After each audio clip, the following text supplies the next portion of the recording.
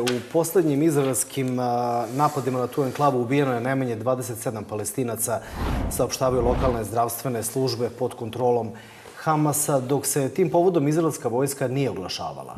Izraelske vlasti su ranije saopštile da vojska nastoji da umanji civilne žrtve i naglasile da Hamas koristi civila u Gazi kao živi štit.